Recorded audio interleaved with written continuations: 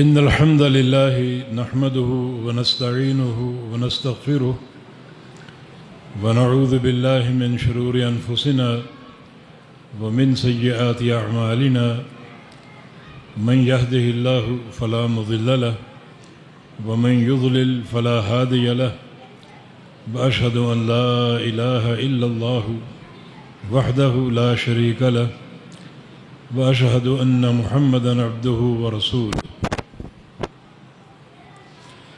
يا أيها الذين آمنوا اتقوا الله حق تقاته ولا تموتن إلا وأنتم مسلمون يا أيها الناس اتقوا ربكم الذي خلقكم من نفس واحدة وخلق منها زوجها وبث منهما رجالا كثيرا ونساء واتقوا الله الذي تساءلون به والأرحام إن الله كان عليكم رقيبا يا أيها الذين آمنوا اتقوا الله وقولوا قولا سديدا يصلح لكم أعمالكم ويغفر لكم ذنوبكم ومن يطع الله ورسوله فقد فاز فوزا عظيما اللهم صل على محمد وعلى آل محمد كما صليت على إبراهيم وعلى آل إبراهيم إنك حميد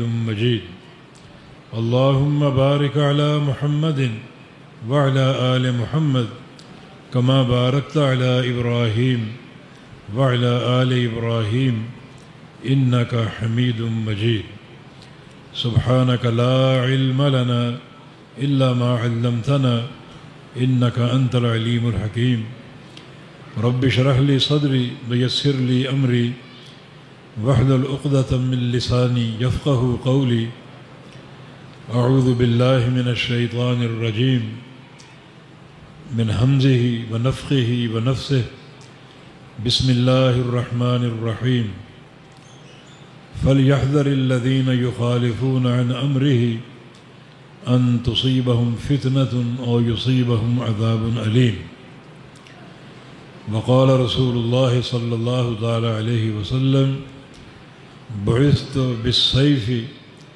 بين يدي الساعة حتى يعبد الله وحده وجعل رزقي تحت ظل رمحي وجعل الذلة والصغار على من خالف أمري ومن تشبه بقوم فهو منهم أو كما قال صلى الله تعالى عليه وسلم. محترم شیخ عبدالواحد شیخ الحدیث جامع دارالحدیث رحمانیہ حافظہ اللہ تعالی اور معزز علماء کرام اور قابل قدر سامعین حضرات، مجھ سے قبل مولانا اعظم لانڈر صاحب حافظہ اللہ تعالی خطاب فرما رہے تھے اور اپنے اس مختصر سے خطاب میں ہمیں پورے قرآن کی سیر کرا دی. جی چاہ رہا تھا کہ یہ بیان صبح تک جاری رہے. بہت ہی فائدہ ہوا، ایمان تازہ ہوا اور دل آخرت کی تیاری کی طرف راغب ہوئے. اللہ تعالیٰ آپ کے بیان میں، آپ کی زبان میں اور برکتیں عطا فرمائے. اللہ تعالیٰ روح القدس کے ذریعے آپ کی تائید فرمائے اور آپ کے جو بھی جہود اور مساعی ہیں ان سے امت کو نفع پہنچائے اور ایک خلق کثیر کو ہدایت کے دائرے میں داخل ہونے کی توفیق عطا فرما دے. ربیع الاول کا مہینہ ہے اور اس مہینے میں رسول کریم صلی اللہ علیہ وسلم کی شان بیان ہوتی ہے اور آپ صلی اللہ علیہ وسلم کا پاکیزہ ذکر علماء کرتے ہیں تو ہم بھی چاہتے ہیں کہ ہماری زبان سے بھی آپ کی شان بیان ہو، آپ کا مبارک تذکرہ ہو، اور آپ صلی اللہ علیہ وسلم کی سیرت طیبہ کے حوالے سے ہم بڑے قابل قدر موتی سمیٹ سکیں اور اپنے ایمان کو تازہ کر سکیں۔ نبی صلی اللہ علیہ وسلم کا ہم پر پہلا حق آپ پر ایمان لانے کا ہے۔ نبی علیہ السلام کی پوری جو مکی زندگی تھی 13 سالہ، اس میں آپ نے 3 عقیدے پیش فرمائے تھے، عقیدہ توحید اور عقیدہ رسالت اور عقیدہ آخرت۔ اس سے آگے بات نہیں بڑھ سکی تھی، کیونکہ کفار قریش نے بڑے عناد کا اظہار کیا اور ان اعتقادات کو قبول نہیں کیا۔ تو مکی زندگی میں آپ صلی اللہ علیہ وسلم نے اپنی رسالت منوانے کی دعوت دی، مجھے نبی مانو۔ یہ آپ کا پہلا حق ہے کہ آپ کو نبی مانا جائے، بلکہ سارے انبیاء میں سب سے افضل قرار دیا جائے، یہ پہلا آپ کا حق ہے۔ ایک موقع پر ابو ذر غفاری رضی اللہ عنہ نے نبی علیہ السلام سے ایک عجیب سوال کیا آپ کے نبی ہونے کے حوالے سے۔ سوال یہ تھا کہ کیف علمت بأنک نبی حتی استیقنت، یا رسول اللہ صلی اللہ علیہ وسلم آپ کو کیسے معلوم ہوا کہ آپ اللہ کے نبی ہیں، اور آپ نے اپنے نبی ہونے پر یقین کر لیا، یہ کیسے ہوا؟ تو رسول اللہ صلی اللہ علیہ وسلم نے ارشاد فرمایا، ابو ذر میں سو رہا تھا، اتانی ملکان، میرے پاس 2 فرشتے آئے، وقع احدهما علی الارض والآخر بین السماء والارض،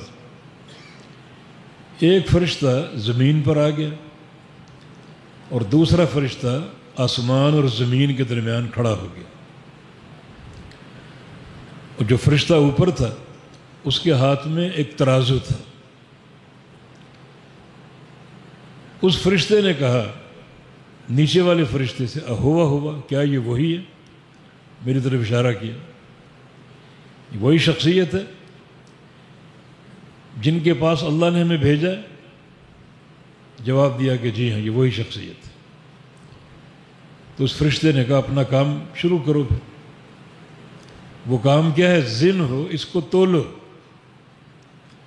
اس کا وزن کرو، دیکھیں اس کا کیا وزن بنتا ہے۔ تو فرمایا کہ فَوَزِنْتُ بِرَجُلٍ،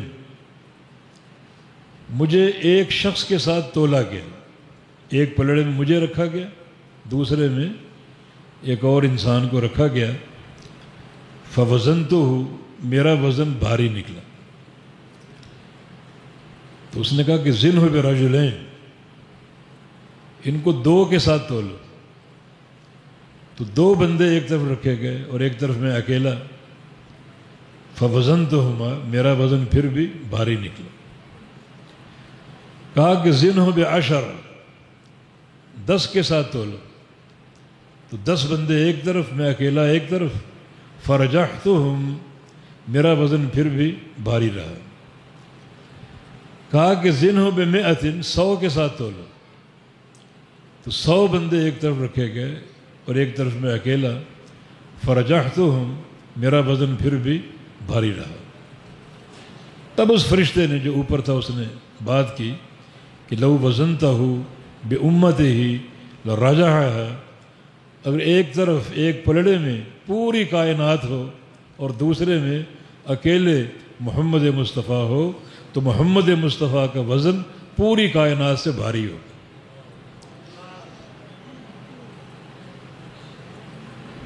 یہ خواب دیکھا جس سے آپ کی برتری، آپ کی فضیلت، مرتبہ اور مقام آپ کا واضح ہوا۔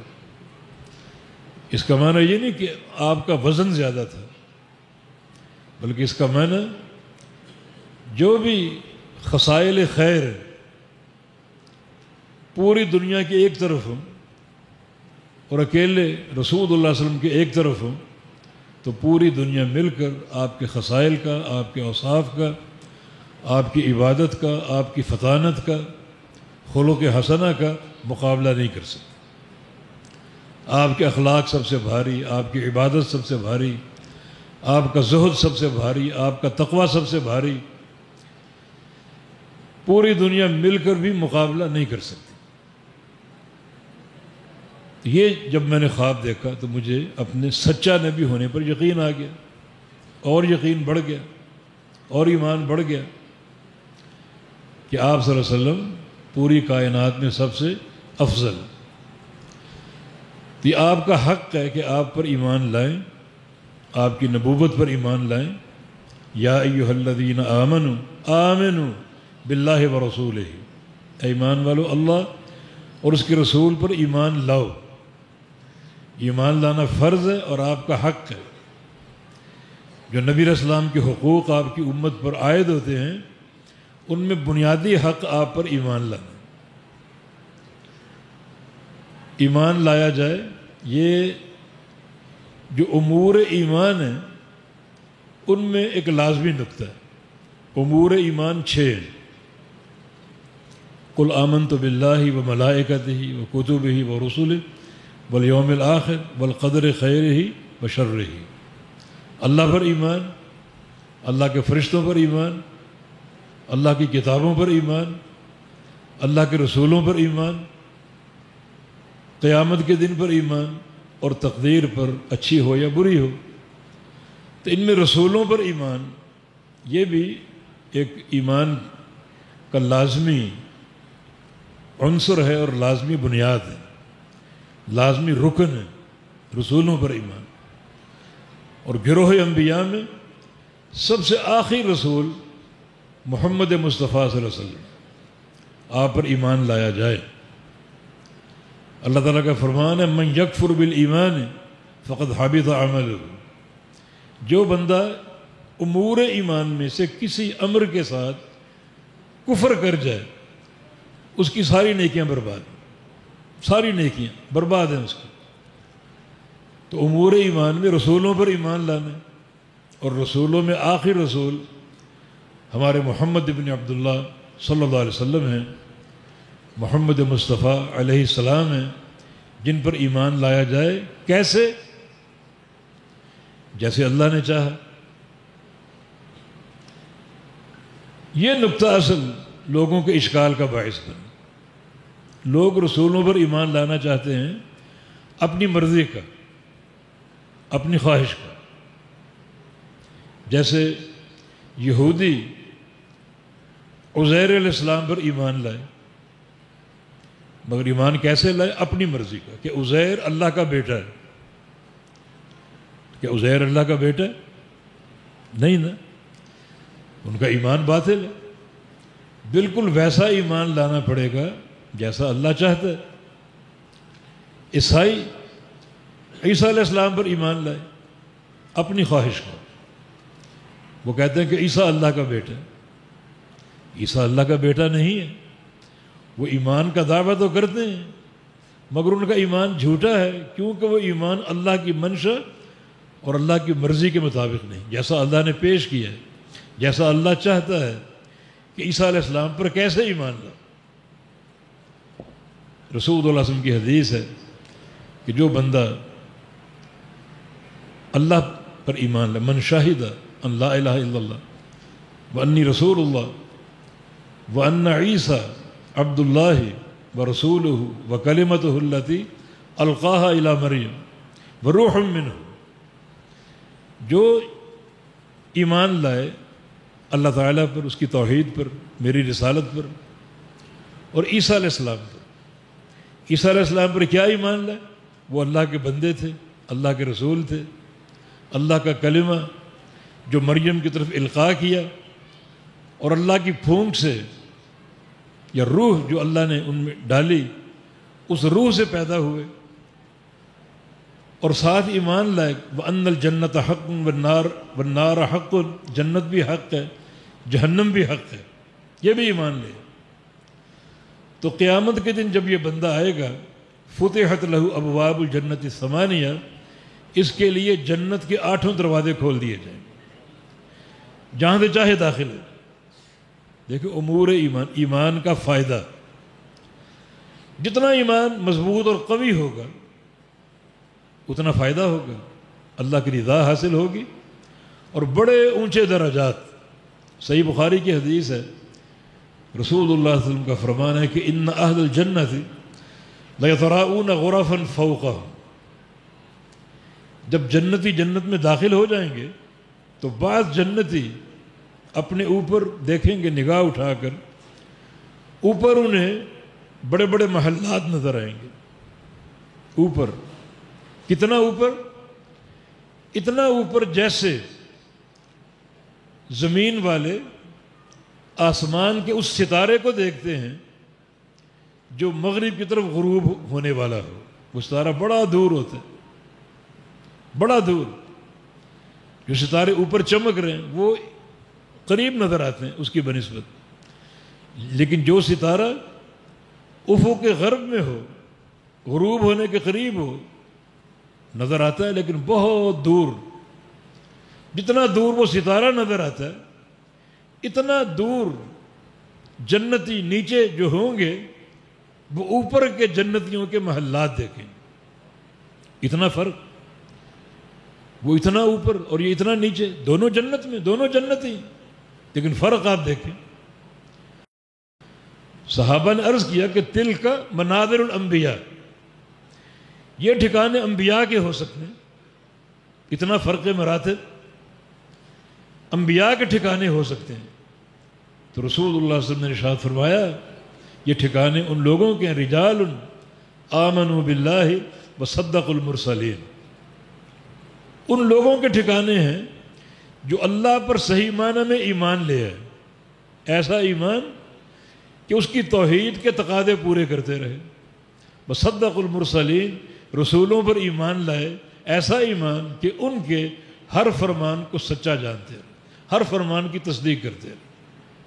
جو حدیث آئی آمنا وصدقنا، جو حدیث آئی قبول، جو فرمان آیا قابل قبول، کوئی شک نہیں، کوئی شبہ نہیں، کوئی تردد نہیں، کوئی توقف نہیں، کوئی تعطل نہیں، بس ایمان لاتے گئے لاتے گئے لاتے گئے، نہ کوئی انکار، نہ کوئی شک، نہ کبھی کسی نے یہ کہا کہ ٹھیک ہے یہ رسول کا فرمان ہے مگر یہ فرمان ہماری برادری کے رواج کے خلاف نہیں۔ برادری ایک طرف، اللہ کے پیغمبر کا فرمان، یہ نہیں کہا یہ فرمان حق ہے مگر یہ ہمارے پیر و مرشد کی تعلیم کے خلاف ہے، نہیں۔ یہ نہیں کہا کہ یہ فرمان حق ہے ہمارے امام کی تعلیم کے خلاف، ہمارے امام کے قول کے خلاف ہے، نہیں۔ شرح صدر کے ساتھ، دل کی گہرائیوں کے ساتھ تصدیق کر دی کہ نبی سے آنے والی ہر بات، ہر فرمان حق ہے، سچ ہے، اس کو سچا جانتے رہے، اس کی تصدیق کرتے رہے۔ جن لوگوں میں یہ دو اوصاف ہوئے، اللہ تعالیٰ پر ایمان اس کی توحید کے تقاضوں کے ساتھ، اور رسول اللہ صلی اللہ علیہ وسلم پر ایمان اس کی ہر بات کی تصدیق کے ساتھ، ہر بات سچی، ہر بات حق ہے، کسی فرمان پر کوئی شبہ نہیں، ہر بات حق ہے، مانتا جائے، عقل میں آئے یا نہ آئے، عقل میں سمائے یا نہ سمائے۔ مثال کے طور پر ایک حدیث ہے رسول اللہ صلی اللہ علیہ وسلم کی، کچھ لوگ کہتے ہیں عقل میں نہیں آتی۔ نبی علیہ السلام کے سامنے ایک شخص کا ذکر ہوا جو صبح کو سویا رہتا، نماز نہیں پڑھتا، سویا رہتا حتیٰ کہ سورج طلوع ہو جاتا۔ فرمایا کہ ذاک رجل بال الشیطان فی اذنہ، یہ شخص جو ہے نا جو سویا رہتا ہے اور فجر کی نماز نہیں پڑھتا، اس کے کان میں شیطان پیشاب کرتا ہے، اس کے کان میں شیطان پیشاب کرتا ہے۔ اب آپ کہیں گے کئی دفعہ ہم نے دیکھا لوگوں کو، خود بھی فجر تک نہیں اٹھے حتیٰ کہ سورج طلوع ہو گیا، تو کبھی ہم نے اپنے کان گیلے تو نہیں پائے۔ کوئی شیطان پیشاب کرے گا، کان گیلے ہوں گے، رطوبت ہوگی، تو کچھ لوگ شک کرتے ہیں کہ یہ کیسی حدیث ہے۔ لیکن سچے ایمان کی اور تصدیق کی علامت یہ ہے کہ یہ حدیث حق ہے۔ اللہ کے نبی کا فرمان ہے، پتھر پر لکیر، اور واقعتاً شیطان ان لوگوں کے کانوں میں پیشاب کرتا ہے جو فجر کی نماز نہیں پڑھتے، سوئے رہتے ہیں حتیٰ کہ سورج طلوع ہو جاتا ہے۔ اس کی بڑی سخت وعیدیں بھی ہیں۔ نبی علیہ السلام کو ایک موقع پر جہنم دکھائی گئی، قبر کے منظر دکھائے گئے۔ ان مناظر میں ایک منظر یہ تھا کہ ایک شخص جو ہے الٹا لیٹا ہوا ہے، اور اس کے سر پہ ایک فرشتہ سوار ہے، اس کے ہاتھ میں ایک بھاری چٹان ہے، بڑا پتھر جو اس کے سر پہ مارتا ہے، اس کا سر کچلا جاتا ہے، پاش پاش ہو جاتا ہے، وہ چیخ رہا ہے، چلا رہا ہے، پتھر دوبارہ اس کے ہاتھ میں اچھل کر آ جاتا ہے جیسے گیند آتی، اور اس کا سر دوبارہ جڑ جاتا ہے۔ فرشتہ پھر مارتا ہے، پھر سر پاش پاش ہو جاتا ہے، پھر پتھر اچھل کے آ جاتا ہے۔ جبریل امین نے فرمایا کہ یہ منظر جو ہے یہ قیامت تک قائم رہے گا، اس کا سر قیامت تک اسی طرح کچلا جائے گا اور پاش پاش کیا جائے گا۔ رسول اللہ صلی اللہ علیہ وسلم نے فرمایا سبحان اللہ ما ذنبہ، اس کا کیا گناہ ہے، اس کا کیا گناہ ہے۔ وہ طلبہ بھی اس پر توجہ کریں جو حفظ کر رہے ہیں۔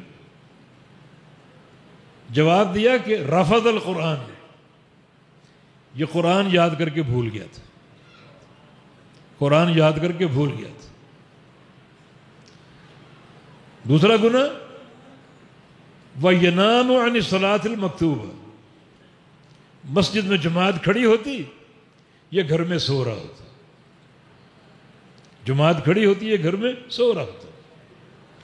اب جماعت کھڑی ہو، آپ اذان سنیں، تکبیر سنیں اور گھر میں سو رہے ہیں، ٹس سے مس نہ ہو، اللہ تعالیٰ قبر میں پکڑ لے گا، اور یہ بھیانک سزا، اس کے سر کو بار بار کچلا جائے گا قیامت تک۔ کتنی بھیانک سزا۔ اب یہ حدیث اگر ہم سن لیں تو فجر کی نماز چھوڑ سکتے ہیں، فجر کی جماعت چھوڑ سکتے ہیں، تا دیر سوئے رہ سکتے ہیں؟ نہیں، یہ حدیث سن کر تو ہمیں خوف سے کانپ اٹھنا چاہیے اور فجر کی نماز باقاعدہ پابندی سے ادا کریں تاکہ اس وعید کا نشانہ نہ بن جائیں۔ تو عرض یہ کر رہا تھا کہ نبی علیہ السلام کی حدیث، جو بندہ دیر تک سویا رہے شیطان اس کے کانوں میں پیشاب کرتا۔ ہمارا اس پر ایمان ہے۔ گو کبھی کسی کے گیلے کان نہیں دیکھے، نہ کبھی پیشاب کرتے ہوئے دیکھا گیا، مگر پیغمبر علیہ السلام کا فرمان پتھر پر لکیر ہے، ہمارا ایمان۔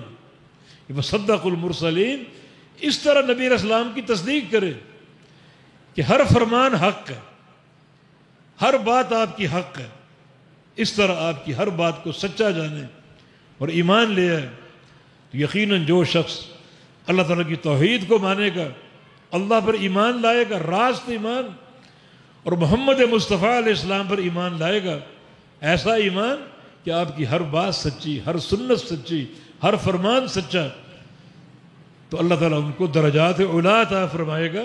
جنت میں اتنے اونچے ان کے محلات ہوں گے، ان کے ٹھکانے ہوں گے کہ بعض جنتی بھی ان کو اوپر دیکھیں گے، اس طرح جیسے زمین والے افق غربی میں ڈوبتے ہوئے ستارے کو دیکھتے۔ یہ اللہ کے پیغمبر کا حق ہے، آپ پر ایمان لاؤ، ہر فرمان کی تصدیق کرو۔ کوئی فرمان آپ کا ٹکرا رہا ہو، آپ کی خواہش کو رد کر دو۔ کوئی فرمان آپ کا ٹکرا رہا ہو، آپ کی برادری کی باتوں سے برادری کی باتیں چھوڑ دو۔ کوئی فرمان آپ کا ٹکرا رہا ہو کسی امام یا پیر کے قول سے، چھوڑ دو سب۔ اللہ کے پیارے پیغمبر کا کلمہ آپ نے پڑھا، اس کلمے کا تقاضا یہ ہے کہ آپ کی سچی اطاعت کرو اور آپ کی زبان مبارک سے صادر ہونے والے ایک ایک لفظ کو سچا جانو اور اس پر ایمان لاؤ، اس کو قبول کرو۔ یہ نبی علیہ السلام کا حق ہے۔ اللہ فرماتا ہے وَآتُوا كُلَّ ذِي حَقٍّ حَقَّهُ، ہر حق والے کو حق دو اس کا۔ حق اگر نہیں دو گے تو قیامت کے دن باز پرس ہوگا۔ اللہ کے بھی حقوق ہیں، اللہ کے پیغمبر کے بھی حقوق ہیں، اللہ کا حق ایک ہی ہے اور وہ ہے اس کی توحید، اس کی عبادت۔ رسول اللہ صلی اللہ علیہ وسلم نے معاذ بن جبل سے کیا فرمایا؟ اتدری ما حق اللہ علی العباد وما حق العباد علی اللہ، کیا تم جانتے ہو اللہ کا بندوں پر کیا حق ہے اور بندوں کا اللہ پر کیا حق ہے؟ عرض کی اللہ و رسول عالم، اللہ اور کا رسول جانتے۔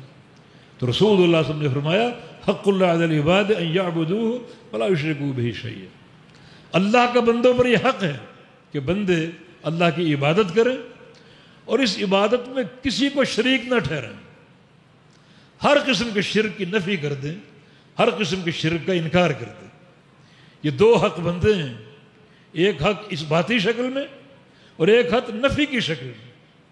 اس باتی شکل میں یہ ہے کہ اس کی عبادت کرو، وہ اکیلا عبادت کے لائق ہے، اور نفی کی شکل میں یہ کہ ہر شریک کا انکار کرو، کوئی اس کا شریک نہیں کہیں بھی، نہ آسمانوں میں، نہ زمینوں میں، نہ لاہور میں، نہ پاک پتن میں، نہ کسی اجمیر میں اور نہ کسی اور دوسرے مقام پر، کوئی اس کا شریک نہیں۔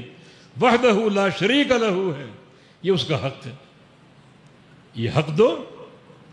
اگر حق نہیں دو گے تو اللہ تعالیٰ پکڑ لے گا قیامت کے دن کہ تم نے میرے اس حق کو پامال کر دیا۔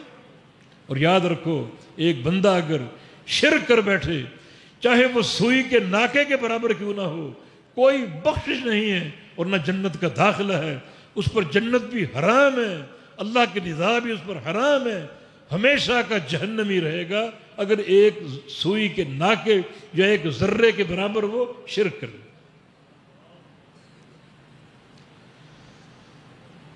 رسول اللہ صلی اللہ علیہ وسلم کا حق کیا ہے؟ آپ پر ایمان لاؤ، آپ کی نبوت کی تصدیق کرو، آپ کے ایک ایک فرمان کو سچا جانو، آپ سے محبت کرو، یہ ہمارا عقیدہ ہے۔ آپ کی محبت کے بغیر ایمان ناقابل قبول ہے، بندہ مومن ہو ہی نہیں سکتا، جس کی دلیل رسول اللہ صلی اللہ علیہ وسلم کی حدیث ہے لا یؤمن احدکم حتی اکون احب الیہ من والدہ وولدہ والناس اجمعین، اس وقت تک تم مومن ہو ہی نہیں سکتے جب تک مجھ سے محبت نہ کرو، اور محبت بھی ایسی کہ وہ محبت تمہاری اولاد کی محبت سے بڑھ کر ہو، ماں باپ کی محبت سے بڑھ کر ہو، اور پوری دنیا کی محبت سے بڑھ کر ہو۔ جب تک مجھ سے سب سے بڑھ کر محبت نہیں کرو گے تم مومن نہیں ہو سکتے۔ معنی کیا ہوا؟ جو بندہ اللہ کے نبی سے محبت نہیں کرتا وہ مومن نہیں، اور جو بندہ اللہ کے نبی سے محبت تو کرتا ہے مگر دنیا والوں کی محبت سے کم ہے وہ بھی مومن نہیں، اور جو بندہ اللہ کے نبی سے محبت کرتا ہے مگر وہ محبت دنیا والوں کی محبت کے برابر ہے وہ بھی مومن نہیں ہے۔ مومن صرف وہ ہے جس کے دل میں اللہ کے پیغمبر کی محبت ہو، اور وہ محبت ماں باپ کی محبت سے، اولاد کی محبت سے اور پوری کائنات کی محبت سے بڑھ کر وہ مومن۔ یہاں ہر چیز آ گئی، اپنی جان باقی بچی ہے کہ اپنی جان سے زیادہ کریں یا نہ کریں، وہ بھی صحیح بخاری کی ایک حدیث میں حل ہو گئی۔ رسول اللہ صلی اللہ علیہ وسلم کا فرمان، جب امیر عمر آپ کے پاس آئے اور آ کر کہا کہ انت احب الی من کل شیء الا نفسی، آپ میرے نزدیک ہر شے سے بڑھ کر محبوب ہیں، مجھے آپ سے پیار ہے، اولاد کے پیار سے زیادہ، ماں باپ سے زیادہ آپ سے پیار، سوائے اپنی جان کے، اپنی جان کے بعد آپ میرے نزدیک سب سے زیادہ محبوب۔ رسول اللہ صلی اللہ علیہ وسلم نے کیا فرمایا؟ لا یؤمن احدکم حتی اکون احب الیہ من نفسہ، عمر اس وقت تک تم مومن نہیں ہو سکتے جب تک اپنی جان سے بھی بڑھ کر مجھ سے محبت نہ کرو۔ امیر عمر سناٹے میں آ گئے، یہ میں نے کیا کہہ دیا؟ تھوڑا سر جھکایا، پھر سر اٹھا کر عرض کیا کہ یا رسول اللہ صلی اللہ علیہ وسلم، اب میں دل و جان کی گہرائیوں سے اقرار کرتا ہوں کہ انت احب الی من نفسی، کہ آپ میرے نزدیک میری جان سے بھی زیادہ محبوب ہیں. فرمایا الآن یا عمر، عمر اب تم نے سچے اسلام کی بات کی، حقیقی ایمان کی بات کی. تو ہمارا عقیدہ ہے کہ اللہ کے پیارے پیغمبر سے محبت ہو، اپنی جان سے بھی بڑھ کر ہو. قرآن نے بیان کیا النبی اولیٰ بالمؤمنین من انفسہم وازواجہ امہاتہم. اس آیت کریمہ پر غور کرو گے، اللہ کا فرمان ہے. اللہ کا فرمان نعوذ باللہ جھوٹا ہو سکتا ہے؟ یہاں ایک مومن کی پہچان بتائی گئی دو چیزوں کے ساتھ، دو چیزوں کے ساتھ. ایک یہ کہ نبی مومن کے نزدیک ہر شے سے زیادہ محبوب ہے. النبی اولیٰ بالمؤمنین من انفسہم، اپنی جانوں سے بھی زیادہ نبی مومن کے قریب ہے، محبوب ہے، اپنی جانوں سے بھی زیادہ. مانا اگر جان سے زیادہ نبی سے محبت نہیں کرتا وہ مومن نہیں ہے. یہی مفہوم مخالف بنتا ہے. مومن کون ہے؟ جو نبی سے اپنی جان سے بڑھ کر محبت کرے. دوسری بات کیا ہے؟ وہ ازواجہ امہاتہم. طلبہ یہاں بیٹھے، ازواج ضمیر واحد ہے جس کا مرجع نبی ہے، امہاتہم ضمیر جمع جس کا مرجع مومنین ہے. اور دوسری بات یہ کہ مومن وہ ہے جو نبی کی بیویوں کو اپنی ماں سمجھے، اپنی ماں سمجھے. مومن ہونے کا دعویٰ بہت لوگ کرتے ہیں، لیکن ایک سچے مومن کی پہچان ان دو چیزوں کے ساتھ. ایک نبی سے اپنی جان سے بڑھ کر محبت کرے، اور دوسرا نبی کی بیویوں کو امہات المومنین کو اپنی ماں قرار دے. جو نبی سے اپنی جان سے بڑھ کر محبت نہیں کرتا مومن نہیں ہو سکتا، اور جو نبی کی بیویوں کو امہات المومنین کو اپنی ماں نہیں مانتا وہ بھی مومن نہیں ہو سکتا. یہ مرکزی عقیدہ قرآن نے پیش کیا. نبی کا حق ہے کہ ان سے محبت کی جائے، اور محبت بھی ایسی جو پوری کائنات کی محبت پر غالب ہو، پوری کائنات کی محبت پر غالب ہو. یہ محبت سب سے بڑھ کر، جان سے بڑھ کر، مال سے بڑھ کر، اولاد سے بڑھ کر، ماں باپ سے بڑھ کر، اور پوری دنیا سے بڑھ کر. اب محبت ہے کس چیز کا نام؟ شرعی اعتبار سے محبت کیا چیز ہے؟ محبت کا معنی کیا ہے؟ شرعی اعتبار سے محبت جو ہے اس کا معنی اطاعت. قل ان کنتم تحبون اللہ فاتبعونی، کہہ دیجئے اگر اللہ کی محبت کے دعوے دار ہو تو اس محبت کی صداقت کی دلیل یہ ہے کہ میری اتباع کرو. مانا محبت اتباع کا نام. وہ محبت نہیں ہے جس میں اطاعت نہ ہو، اور وہ اطاعت نہیں جس میں محبت نہ ہو. آپس میں لازم ملزوم. محبت بغیر اطاعت کے ناقص ہے، اور اطاعت بغیر محبت کے ناقص ہے. اللہ کے پیارے پیغمبر سے ایسی محبت ہو کہ آپ کی ہر فرمان کی پیروی، ہر فرمان کی اطاعت، ہر سنت کی پیروی، اس کو اپنے ایمان کا ہدف بنا لیں. اور یہ مرکزی عقیدہ ہے جس کے بغیر ایمان کی سلامتی ممکن نہیں ہے، اور ایمان قابل قبول نہیں. دین اسلام میں محبت ایک مرکزی عبادت ہے. اگر اس کا محور اللہ کی ذات ہو، الحب فی اللہ والبغض فی اللہ، محبت بھی اللہ کے لیے، بغض بھی اللہ کے لیے. اللہ کے لیے محبت مکمل کب ہوگی؟ جب ہر اس شے سے محبت کرو جس سے اللہ کو محبت ہے. اور اللہ تعالیٰ کو سب سے بڑھ کر محبت کس سے ہے؟ محمد مصطفیٰ علیہ السلام سے. تو اس وقت تک آپ مومن ہو ہی نہیں سکتے حتیٰ کہ آپ کا ایمان باللہ بھی قابل قبول نہیں جب تک اللہ کے پیارے حبیب سے محبت نہ ہو، سب سے بڑھ کر محبت نہ ہو. تو محبت مکمل ہوتی اطاعت کے ساتھ.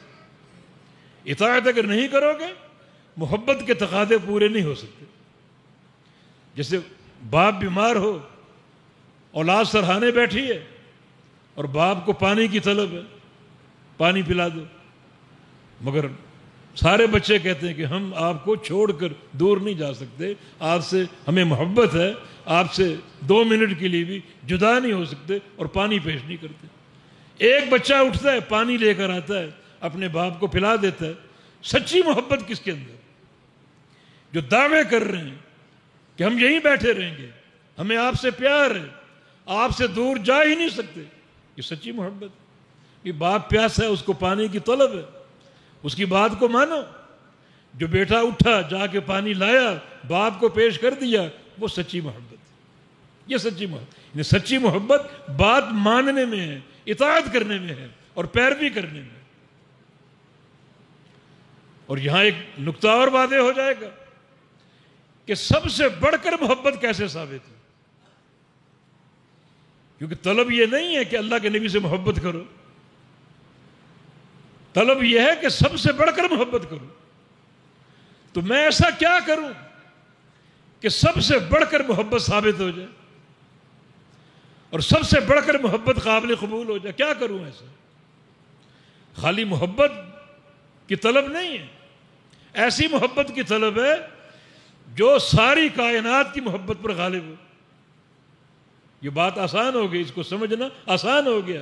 جب محبت عبارت ہے اطاعت سے اور پیروی سے اور اتباع سے، تو سب سے بڑھ کر محبت ثابت ہو جائے گی. وہ کیسے؟ آپ کی زندگی میں ایسا موڑ آ جائے، ایک طرف اللہ کے پیغمبر کا فرمان ہے، اللہ کے پیغمبر کی حدیث ہے، ایک طرف کسی کا قول ہے، وہ امام ہو، مجتہد ہو، وہ کوئی پیر ہو، کوئی وڈیرا ہو، باپ دادا ہو، ان کی بات آ جائے، دونوں ٹکرا رہی. اب آپ کا امتحان ہے سچی محبت کا اور سب سے بڑھ کر محبت کا. اگر آپ نے حدیث مصطفیٰ کو ٹکرا دیا اور باپ دادا کی بات کو لے لیا، پیر و مرشد کی بات کو لے لیا، امام کے قول کو لے لیا، تو مانا آپ کے دل میں اللہ کے نبی کی محبت نہیں. اور اگر ہے بھی تو ایک دعوے کی حد تک، اور اگر ہے بھی تو وہ سب سے ہلکی ہے. اگر سب سے بھاری محبت ہوتی، سب سے زیادہ محبت ہوتی، تو آپ سب کی بات کو ٹھکرا دیتے اور اللہ کے حبیب کی بات کو سینے سے لگا لیتے اور اس کو قبول کر لیتے. ہمارا ایمان یہ ہے، ایک طرف محمد مصطفیٰ علیہ السلام، دوسری طرف پوری دنیا ہو، پوری کائنات ہو، اللہ کے نبی ایک فرمان جاری کر دیں اور پوری دنیا کی بات آپ کے فرمان کے خلاف ہو، تو پوری دنیا کی بات کو سننا تو دور کی بات ہے، دنیا کی طرف جھانکنا بھی نہ جائز. وَأَنْ أَقِمْ وَجْهَكَ لِلدِّينِ حَنِيفًا، اپنا چہرہ سیدھا دین کی طرف کر لو، سیدھا محمد مصطفیٰ علیہ السلام کی طرف کر لو. اللہ کے نبی کچھ فرما رہے ہیں، پیچھے پوری دنیا، پوری کائنات وہ کچھ اور کہہ رہی، تو مڑ کر پیچھے جھانکنا بھی نہ جائز. ایسی محبت اور ایسے آپ کے فرمان کی اطاعت ہو، اس طرح قبول کرو، تب ایمان قابل قبول ہوگا. اور یہ آپ کا حق ہے، یہ حق منوانے کے لیے آپ آئے، اس حق کو مانو. پھر سچی محبت کے اور تقاضے بھی ہیں، اور وہ یہ، ہر اس شے سے محبت کرو جس سے اللہ کے پیغمبر کو محبت. اگر اللہ کے پیغمبر سے محبت کا دعویٰ ہو، لیکن جس چیز سے رسول اللہ صلی اللہ علیہ وسلم محبت کرتے ہیں ان سے آپ کو محبت نہیں، تو پھر بھی آپ کی محبت قابل قبول نہیں. مثلا نبی علیہ السلام کو محبت ہے اپنے مبارک مشن سے، اور وہ مشن بیان توحید ہے. قولوا لا الہ الا اللہ، توحید کو منوانا، توحید کو سمجھانا، توحید کے جھنڈے گاڑنا. پورا دین توحید ہے، پورا دین توحید سے عبارت ہے. یہ پیارے پیغمبر کا مشن ہے، ہر نبی کا مشن. وَلَقَدْ بَعَثْنَا فِي كُلِّ أُمَّةٍ رَسُولًا أَنِ اعْبُدُوا اللَّهَ وَاجْتَنِبُوا الطَّاغُوتَ. ہر نبی کا مشن. نبی کریم صلی اللہ علیہ وسلم کا مشن بھی بیان توحید ہے. اس کے سوا کچھ نہیں، کیونکہ سارے اعمال توحید کے تابع ہیں۔ نماز توحید ہے، زکوٰۃ توحید ہے، حج توحید ہے، جہاد توحید ہے، بیان توحید، اقامت توحید آپ کا مشن۔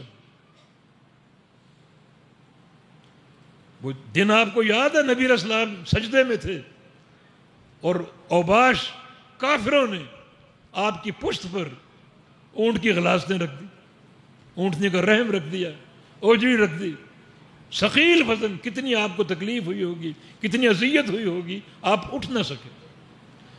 فاطمہ رضی اللہ عنہا یہ منظر دیکھتی بھاگی آئیں اور اپنے بابا کی پشت سے وہ وزن ہٹایا، وہ غلاستیں ہٹائیں، بات ختم ہو گئی۔ امیر حمزہ آپ کے چچا اس وقت کافر تھے، تو ان سے کسی نے کہا کیا تمہاری یہ جوانیاں اور کیا تمہاری یہ طاقت، تمہارے بھتیجے کے ساتھ جو آتا ہے کھلواڑ کر جاتا ہے، جو آتا ان کو اذیت دے جاتا ہے، کیا تمہاری یہ خاک جوانی ہے؟ امیر حمزہ کو غیرت آ گئی۔ کس نے کیا؟ ابو جہل نے۔ کہاں ہے ابو جہل؟ دارالندوہ میں بیٹھا ہے، اپنے دوستوں کے ساتھ قہقہے لگا رہا ہے، اللہ کے نبی کو اذیت دے کر ہنس رہا ہے، مخال کر رہا ہے، قہقہے لگا رہا ہے۔ امیر حمزہ تلوار لے کر گئے اور جا کر تلوار کا دستہ ابو جہل کے سر پہ مارا، اس کو لہو لہان کر دیا اور کہا کہ آئندہ اگر تم نے ایسی حرکت کی تو آج تلوار کا دستہ مارا ہے، کل تلوار کی دھار سے تمہارا سر قلم کر دوں گا۔ اسلام قبول نہیں کیا۔ پھر نبی علیہ السلام کے پاس، بھتیجے خوش ہو جا، میں نے تیرا انتقام لے لیا، تیرا بدلہ لے لیا۔ اللہ اکبر۔ اللہ کے نبی نے کیا فرمایا کہ محمد انتقام سے خوش نہیں ہوتا، میرے چچا میں اس بدلے سے خوش نہیں ہوں گا، اگر مجھے خوش کرنا ہے تو قل اشہد ان لا الہ الا اللہ واشہد ان محمد عبدہ ورسولہ، مجھے خوش کرنا ہے تو لا الہ الا اللہ پڑھ لے، توحید کی گواہی دے دے، میری رسالت کو مان لے، تب میں خوش ہو جاؤں گا۔ یہ مشن محمد الرسول اللہ صلی اللہ علیہ وسلم، بدلے سے خوش نہیں ہوں گا، مجھے خوش کرنا ہے تو اس توحید کو قبول کر لو، کلمہ پڑھ لو۔ اللہ اکبر۔ امیر حمزہ رضی اللہ عنہ نے اسی وقت اشہد ان لا الہ الا اللہ واشہد ان محمد عبدہ ورسولہ کلمہ پڑھ کر اسلام میں داخل ہو گئے، اسلام کا اقرار و اعتراف کر لیا اور اس کی توحید کو قبول کر لیا۔ تو یہ مبارک مشن ہے محمد الرسول اللہ صلی اللہ علیہ وسلم کا۔ آپ سے محبت ہے تو اس محبت کی تکمیل آپ کے مشن کی تکمیل کے بغیر نہیں ہوگی، کہ ہم بھی توحید سمجھیں، توحید کو اپنائیں، توحید کو قبول کریں، توحید کو آگے بیان کریں، توحید کو پھیلائیں۔ یہ توحید کو پھیلانا اللہ کے نبی کا مشن۔ اس مشن کے بغیر، اس مشن کی محبت کے بغیر نبی علیہ السلام پر ایمان مکمل نہیں ہو سکتا۔ تو اس محبت کی تکمیل کے تقاضے ہیں۔ نبی علیہ السلام کو قرآن سے محبت تھی، احادیث سے محبت تھی، اس وقت تک آپ کی ذات سے محبت مکمل نہیں ہو سکتی جب تک کتاب و سنت سے اور قرآن و حدیث سے محبت نہ کرو، محبت مکمل نہیں ہو سکتی۔ نبی علیہ السلام کو اپنے صحابہ سے محبت تھی، محبت کیوں نہ ہو؟ اللہ کا فرمان کہ کُلًا وعد اللہ الحسنى، اللہ نے تمام صحابہ سے وعدہ کیا ہے جنت کا، تو محبت کیوں نہ؟ سارے صحابہ جنتی۔ جو پیچھے قرآن کی آیت ہے اس کا سیاق ہے، قرآن نے سارے صحابہ کی دو قسمیں بیان کی۔ ایک وہ صحابہ جو فتح سے قبل اسلام لائے۔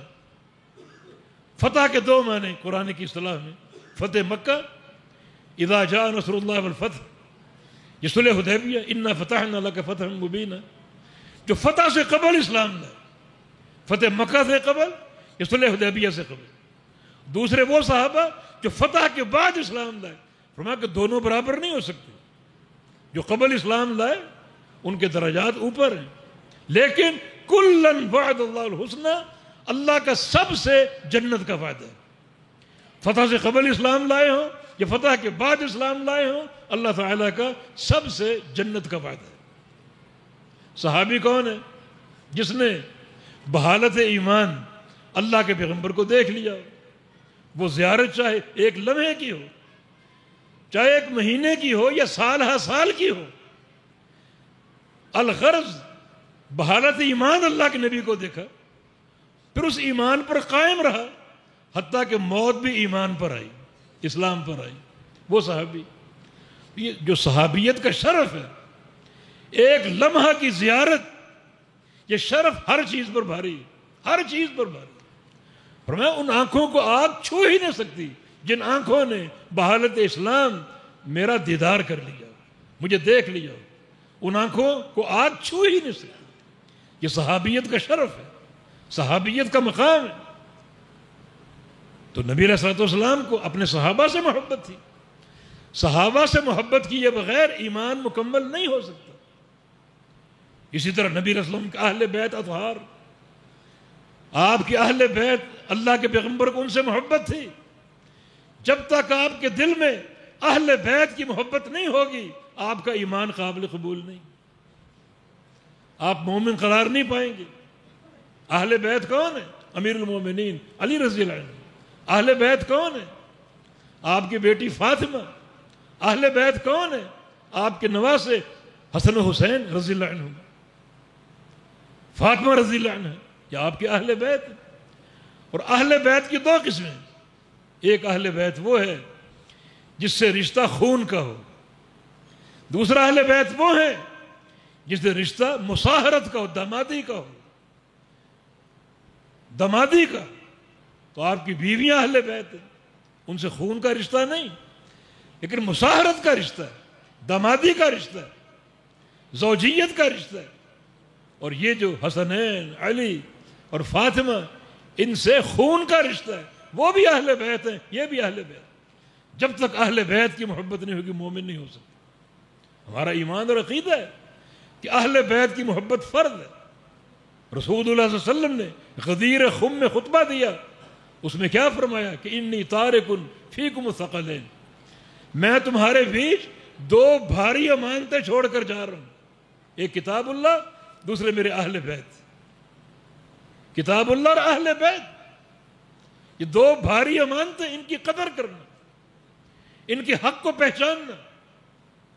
ثقل بھاری امانت کو بولتے ہیں، جو انسان کسی کو سونپ کر جاتا ہے، سفر پہ جا رہا ہو، اپنی سب سے قیمتی متاع کہ سفر میں وہ ضائع نہ ہو جائے، وہ کسی کو سپرد کر جاتا ہے، کسی امانت دار شخص کو کہ یہ تمہارے سپرد ہے، تو ثقل آپ نے فرمایا یہ دو بھاری امانتیں چھوڑ کر جا رہا ہوں۔ اور فردن فردن ان کے فضائل ثابت ہیں۔ جناب علی رضی اللہ عنہ فاتح خیبر، خلیفہ چہارم، تو آپ پر ایمان لائے بغیر، آپ کی تکریم اور توقیر کے بغیر ایمان مکمل نہیں ہو سکتا۔ نبی علیہ السلام پر ایمان لانا فرض ہے، اور یہ ایمان کے تقاضے ہیں۔ جناب حسنین، رسول اللہ صلی اللہ علیہ وسلم کا فرمان ہے الحسن والحسین سیدہ شباب اہل جنہ، حسن و حسین جنت کے جوانوں کے سردار ہوں، ہمارا ایمان ہے۔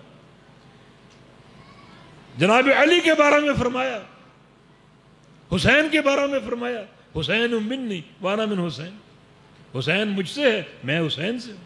یہ جملہ محبت کا مظہر، ولا اور تعلق کا مظہر۔ یہ اہل بیت اطہار، یہ آپ کا مقام۔ جناب فاطمہ رضی اللہ عنہ بضعۃ منی، میرا ٹکڑا ہے، میرے جگر کا ٹکڑا ہے، میرے جسم کا ٹکڑا ہے۔ حسنین میرے لیے جنت کے پھول ہیں۔ ہمارا ان تمام حدیث پر ایمان، تو یہ سارے تقاضے پورے کرنا فرض ہے۔ اس وقت تک پیارے پیغمبر کی محبت مکمل نہیں ہو سکتی جب تک نبی علیہ السلام پر ان سارے تقاضوں کے ساتھ ایمان نہ لایا جائے۔ جس سے آپ کو محبت ہے، آپ کو مدینے سے محبت ہے، ہمیں بھی مدینے سے محبت کرنی ہے، یہ محبت کرنا فرض ہے۔ آپ کو مکہ مکرمہ سے محبت ہے، ہمیں بھی محبت کرنی ہے۔ آپ کو خانہ کعبہ سے محبت ہے، ہمیں بھی محبت کرنی ہے۔ آپ کو مسجد نبوی سے محبت ہے، ہمیں بھی محبت کرنی ہے۔ یہ ساری وہ چیزیں ہیں جو پیارے پیغمبر کی محبوب ہیں۔ اس وقت تک ایمان کی تکمیل نہیں ہو سکتی جب تک ہر اس شے سے محبت نہ کرو جس شے سے اللہ کے نبی نے محبت کی. یہ آپ کے حقوق ہیں، ان حقوق کو ادا کرو، یہ آپ کے حقوق ہیں. آئیے ایک اور حق اللہ کے نبی کا بیان ہو جائے، اور وہ حق ایسا ہے جس کی قیامت تک ضرورت ہے. گلی گلی محلہ محلہ ضرورت ہے. کیا حق ہے وہ حق یہ ہے کہ جب دو افراد میں کوئی اختلاف ہو جائے تو وہاں ایک ہی راستہ ہے اس اختلاف کے تصفیے کا، اس کو حل کرنے کا، کہ وہاں فیصلہ صرف محمد مصطفیٰ علیہ السلام کریں گے. بس اپنے اختلاف کو لوٹا دو اللہ اور اس کے رسول کی طرف. یہ آپ کا حق. نبی علیہ السلام کا فرمان ہے انہو من یعش منکم بعدی فسر اختلافا کثیرا فعلیکم بسنتی. میرے بعد تم بڑے اختلافات دیکھو گے، بڑے اختلافات. پھر کیا کرنا؟ اختلاف کو یوں ہی رہنے دیں، چھوڑ دیں؟ چھوڑنا جائز نہیں. اختلاف تب چھوڑو، باقی رہنے دو جب حل کرنے کا نسخہ موجود نہ ہو. ہمارے پاس تو کتاب و سنت موجود ہے، بڑی آسانی سے اختلاف حل ہو سکتا ہے. نقطہ اختلاف کا تعین کرو، اس کو قرآن و حدیث پر پیش کر دو. قرآن و حدیث جو بات کہہ دے وہ قبول کر لو. کتنا آسان مسئلہ. مثلا ایک فقہی مسئلہ کہ بندے کے جسم سے خون جاری ہو جائے، وضو ٹوٹتا ہے یا قائم رہتا ہے؟ چلا اختلاف چلا آ رہا ہے، آج بھی اختلاف ہے. کچھ فقہا کہتے ہیں کہ وضو ٹوٹ جاتا ہے. محدثین اہل الحدیث کا موقف یہ ہے کہ وضو قائم رہتا ہے. اختلاف ہو گیا، ایک طرف نفی ایک طرف اس بات. وضو قائم رہتا ہے، وضو ٹوٹتا ہے. اس کو پیش کر دو اللہ اور اس کے رسول پر. اب سنن نبی داؤد میں دو صحابہ کا قصہ ہے جو میدان سے لوٹ رہے تھے. پیچھے ایک جاسوس مشرک پیچھا کر رہا تھا. ایک مقام پر پڑاؤ ڈالا گیا، اللہ کے نبی بھی وہاں سو گئے، صحابہ بھی، اور ان دو شخصوں کو پہرے پر مقرر کر دیا. ایک پہرے پر کھڑا ہو گیا، دوسرے نماز شروع کر دی. وہ جاسوس پیچھے آیا، اس نے اندھیرے میں اس ڈھانچے کو دیکھا، سایہ دیکھا، تیر پھینکی. ایک تیر پھینکا، دوسرا پھینکا، تیسرا پھینکا. تیر لگتے گئے اور جمع ہوتے گئے، جسم میں پیوست ہوتے. کتنا خون بہا، لیکن نماز نہیں توڑی. نماز نہیں توڑی. قرآن کی ایک سورت پڑھنے کی لذت آ رہی تھی، نماز نہیں توڑی.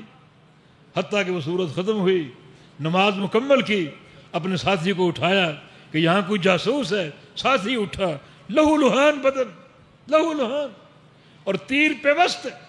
کتنا خون بہا ہوگا. اللہ کے نبی موجود ہے. اگر وضو ٹوٹ جاتا تو آپ کیوں خاموش رہے؟ آپ کی خاموشی اس کے اقرار کی دلیل. امیر عمر ابن خطاب رضی اللہ عنہ، ان کو نماز کی حالت میں خنجر مارا گیا، اسی حالت میں نماز پوری کی. جناب علی بن ابی طالب رضی اللہ عنہ، نماز کی حالت میں خنجر مارا گیا، اسی حالت میں نماز پوری کی. امام احمد بن حنبل رحمہ اللہ، ان پر کتنا تشدد کیا گیا، ظلم کیا گیا، کوڑے مارے گئے، اور اسی وضو سے نماز پڑھتے تھے. کسی نے اعتراض بھی کیا کہ آپ کے تو کپڑے لہو لہان ہیں، جسم سے خون جاری ہے، اور آپ نماز پڑھ رہے. فرمایا قد صلی عمر وجرحہ یثرب دما.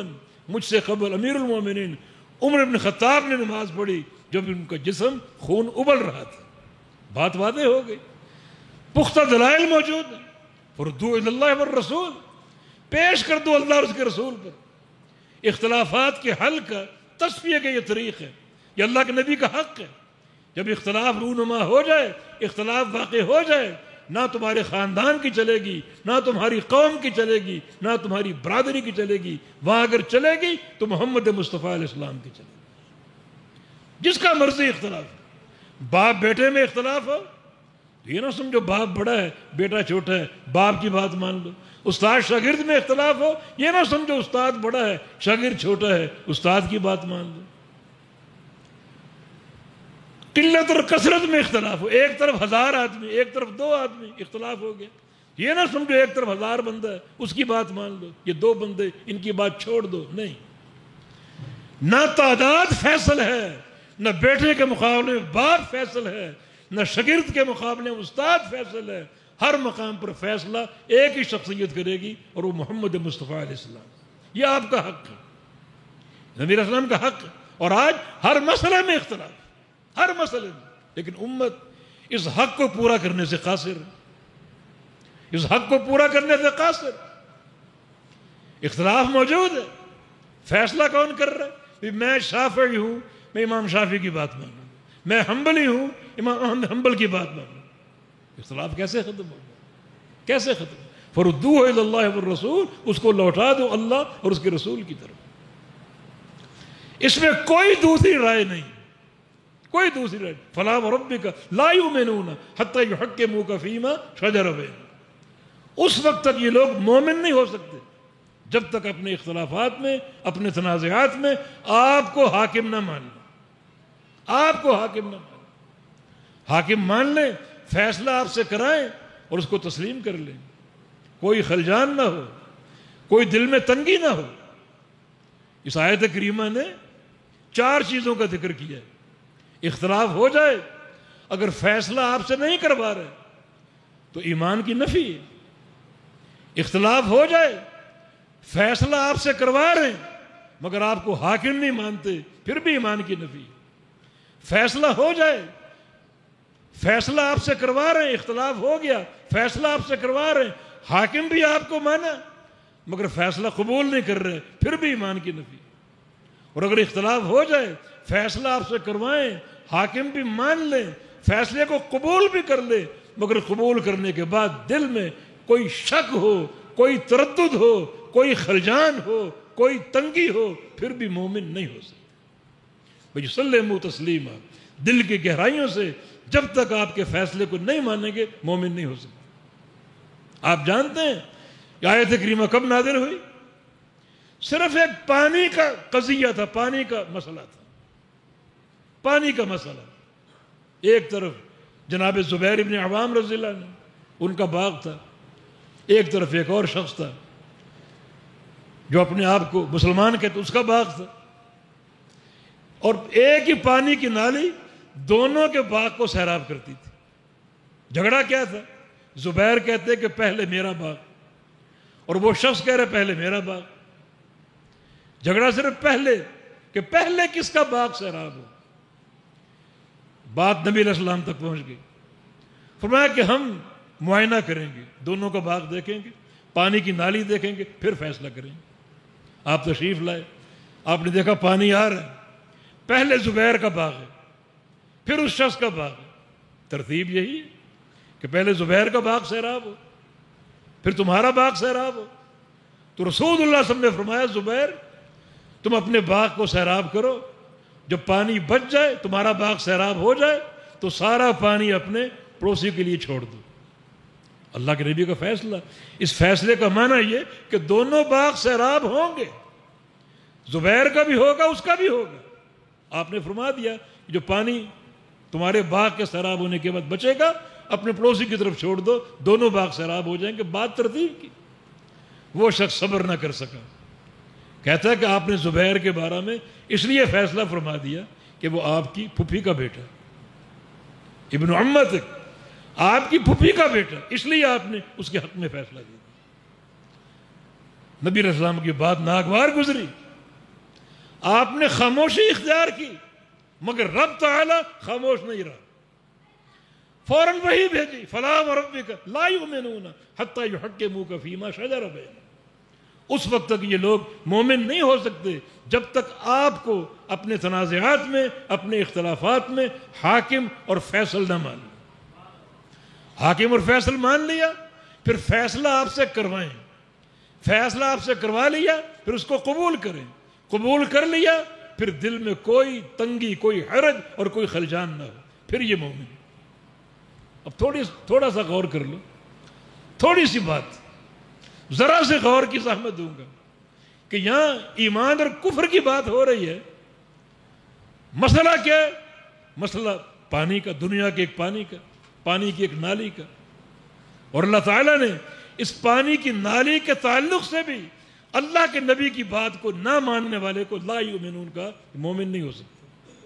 حالانکہ دنیا کا قضیہ، دنیا کا معاملہ، لیکن بھائی اور بزرگوں، جہاں معاملہ دین کا ہو، اعتقادی مسائل کا ہو، جن کے نتیجے میں جنت کا داخلہ ہے، مسائل نماز کے ہوں، مسائل حج کے ہوں، دین کے مسائل، تو دین کا معاملہ دنیا سے بہت اونچا ہے. دنیا کے معاملے میں اللہ کے نبی کے فیصلے کو نہ ماننے والا کتنی وعید کا مستحق ہوا. اور اگر دین کے معاملے میں ہم پیارے پیغمبر سے فیصلہ نہ کروائیں، جو فیصلہ سن لیں، حدیثیں پڑھ لیں اور قبول نہ کریں، تو کیا اس کے ایمان کی سلامتی ہے اس میں؟ کیا اس کا ایمان محفوظ رہے گا؟ یہ بھی اللہ کے نبی کا حق ہے کہ تنازعات میں، اختلافات میں آپ کی ذات کے رجوع کرو. اور یہ بھی نبی علیہ السلام کا حق ہے کہ آپ پوری کائنات سے افضل ہیں. نبی علیہ السلام کی حدیث ہے، انا سید ولد آدم بلا فخرا، میں پوری اولاد آدم کا سردار ہوں، پوری اولاد آدم کا سردار ہوں. تو یہ آپ کا حق ہے، آپ کو یہ برتری دی جائے، اس تفوق کا عقیدہ رکھا جائے کہ آپ سب سے برتر خاندانی اعتبار سے، فضائل کے اعتبار سے، عمل کے اعتبار سے، خلق کے اعتبار سے سب سے برتر. اور یہ بات تو جاہلیت کے دور سے چلی آ رہی تھی.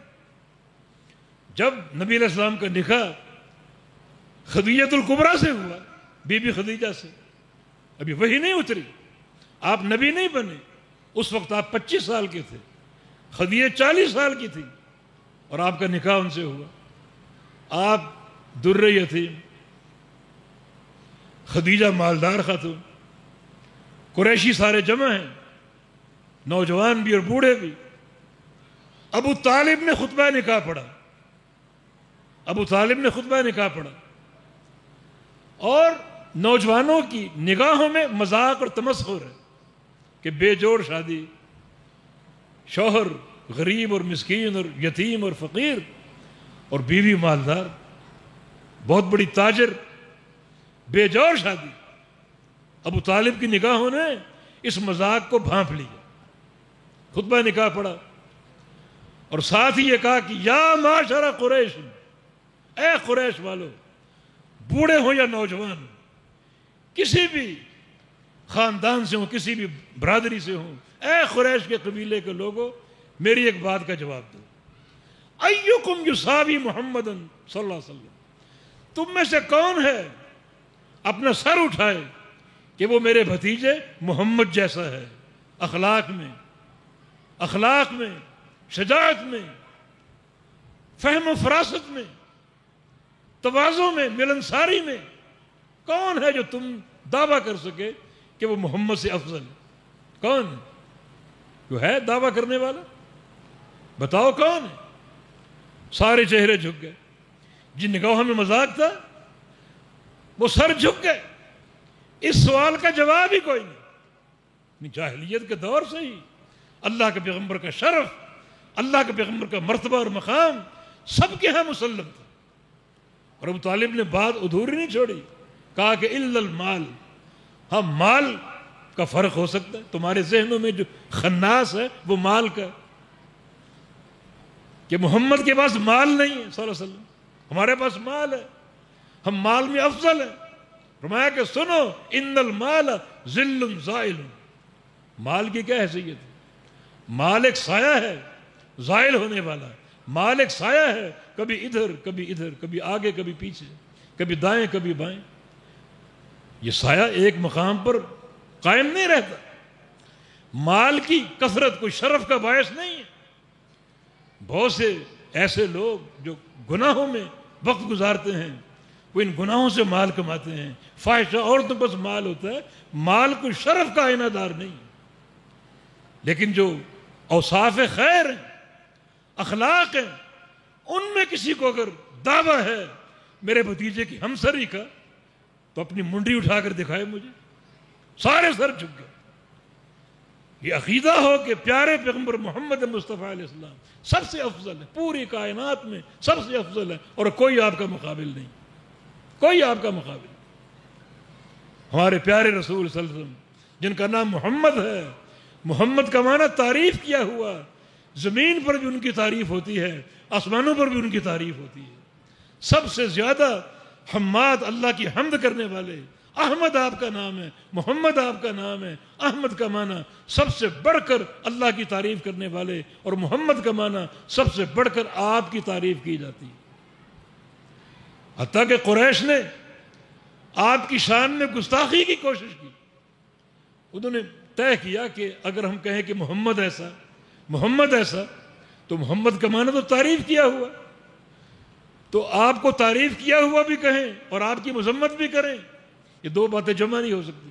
ایسا کرے کہ ان کا نام تبدیل کر دو، نام رکھا مذمم، مذمت کیا ہوا۔ کفار قریش جب بھی آپ کا ذکر کرتے تو محمد کہہ کے ذکر نہیں کرتے، بلکہ مذمم کہہ کر ذکر کرتے۔ مذمم آ رہا ہے، مذمم جا رہا ہے، مذمم نے یہ کیا، مذمم نے یہ کہا، مذمم کہہ کر کرتے۔ ایک دن رسول اللہ صلی اللہ علیہ وسلم نے سیدہ عائشہ صدیقہ سے فرمایا کہ الم ترى کیف صرف اللہ عنی سب قریش، عائشہ دیکھو اللہ تعالیٰ نے قریش کی گالیوں کو مجھ سے کیسے پھیر دیا، مجھے کیسے بچا لیا۔ یہ سبون مذممن، دن رات وہ مذمم کو گالی دیتے ہیں اور میں محمد ہوں، دن رات وہ مذمم کو گالی دیتے ہیں اور میں محمد ہوں صلی اللہ علیہ وسلم۔ کہ آپ کا شرف اور مقام ہم سب کے ہاں مسلم ہے، دنیا میں آپ سب سے افضل، قیامت کے دن لواء الحمد آپ کے ہاتھ میں ہوگا، سارے نبی آپ کے جھنڈے کے نیچے ہوں گے، انبیاء کے امام آپ، انبیاء کے قائد آپ، انبیاء کے خطیب آپ، قیامت کے دن اول شافع آپ، اول مشفع آپ۔ شافع کا معنی شفاعت کرنے والے، سب سے پہلی شفاعت پوری دنیا میں محمد مصطفیٰ علیہ السلام کی، اور مشفع کا معنی جس کی شفاعت قبول کی جائے گی، سب سے پہلے جس شخصیت کی شفاعت قبول کی جائے گی وہ محمد مصطفیٰ علیہ السلام۔ اول من یقرع باب الجنہ، سب سے پہلے جنت کے دروازے کو آپ دستک دیں گے، اول من یدخل الجنہ، سب سے پہلے جنت میں آپ داخل ہوں گے، اور آپ داخل ہوں گے، آپ کا وہ شرف آپ کی امت تک منتقل ہوا۔ رسول اللہ صلی اللہ علیہ وسلم کی حدیث ہے نحن الآخرون السابقون، میری امت زمانے کے اعتبار سے آخری امت ہے، لیکن قیامت کے دن جنت میں ساری امتوں سے پہلے جائے گی، جنت کا داخلہ سب سے پہلے ہوگا، جنت کے داخلے میں سب سے آگے ہوگی، وہ زمانہ میری امت کا سب سے آخری۔ امت کا یہ شرف اللہ کے پیارے پیغمبر کے شرف کی بنا پر، یہ ہماری دعوت کہ اس وقت تک ایمان مکمل نہیں ہوگا جب تک ان سارے حقوق کو پورا نہ کرو۔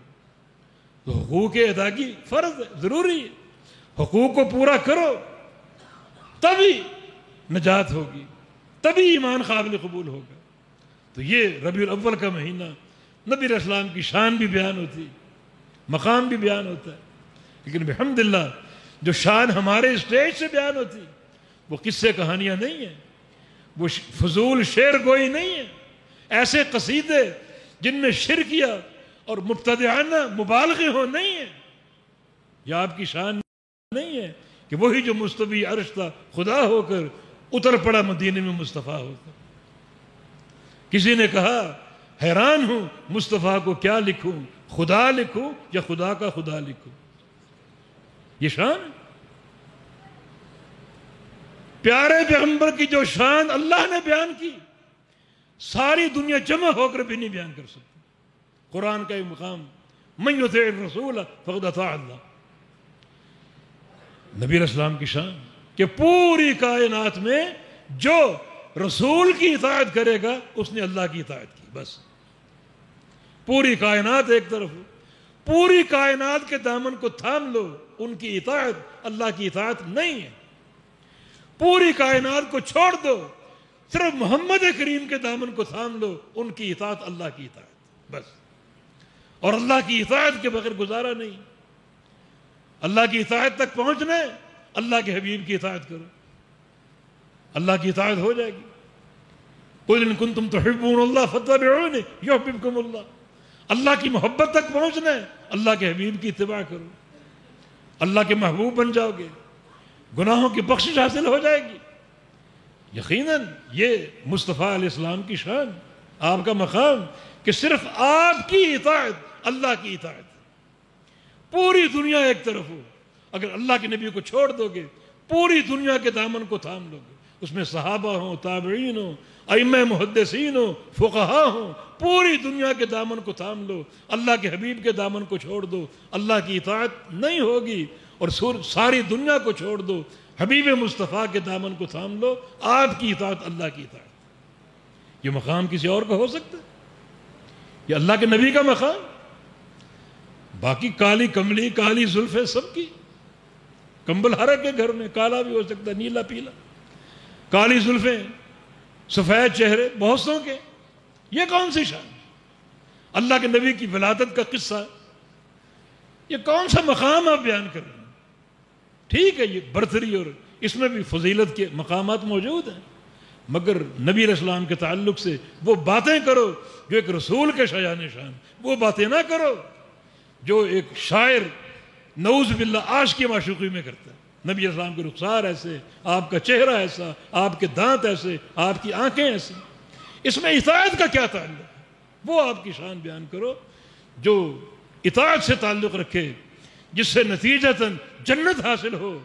قرآن نے، پورے قرآن میں اللہ کے حبیب کی شان موجود ہے، وَالضُّحَىٰ وَاللَّيْلِ إِذَا سَجَىٰ، اللہ نشرح لَكَ صدرک، شان موجود ہے، لیکن ولادت کا قصہ نہیں ہے۔ پورے قرآن میں رسول اللہ صلی اللہ علیہ وسلم کے چہرے کا تصور نہیں ہے، آپ کی زلفوں کا ذکر نہیں ہے، آپ کے ہونٹوں کا ذکر نہیں ہے، آپ کی آنکھوں کا ذکر نہیں ہے۔ اگر ذکر ہے تو آپ کی اطاعت کا، آپ کی اتباع کا، آپ کی محبت کا، وہ محبت جو اتباع کے ساتھ ہے اور اطاعت کے ساتھ۔ یہ نبی علیہ السلام کے حقوق، ان کو پورا کرنا ضروری۔ تو اس ربیع الاول کے مہینے میں جب کہ ہر جگہ سے آپ کی شان بیان ہو رہی، ہماری شان بھی سن لیجیے کہ اللہ کے نبی کس مقام کے حامل ہیں اور کیا آپ کی شان۔ بس اللہ تعالیٰ سے دعا ہے کہ اللہ تعالیٰ ہمیں حبیب کبریا کی سچی محبت عطا فرما دے۔ یا اللہ ایسی محبت جو پوری کائنات کی محبت پر غالب ہو، ایسی اطاعت کہ کسی اور کی طرف جھانک کر نہ دیکھے، ایسی اتباع۔ اور پیغمبر علیہ السلام کے جو بھی مشن ہے اور جس سے آپ کو محبت ہے، آپ کے صحابہ، آپ کے اہل بیت اطہار، یا اللہ سب کی محبت عطا فرما دے، سب کی محبت عطا فرما، تاکہ پیغمبر علیہ السلام کے حقوق پورے ہوں اور آپ کی محبت کے تقاضے پورے ہوں۔ اللہ پاک آپ کا آنا قبول کر لے، آپ کی حاضری قبول کر لے۔ اللہ تعالیٰ جن ساتھیوں اور نوجوانوں نے اس پروگرام کا اہتمام کیا، اللہ سب کی کوششوں میں برکتیں عطا فرما دے، اللہ اس کو قبول کر لے۔ آپ تشریف لائے، اللہ آپ کے ایک ایک قدم کو برکتوں سے بھر دے۔ اقول قولی ھذا واستغفر اللہ لی ولکم وآخر دعوانا ان الحمد للہ رب العالمین۔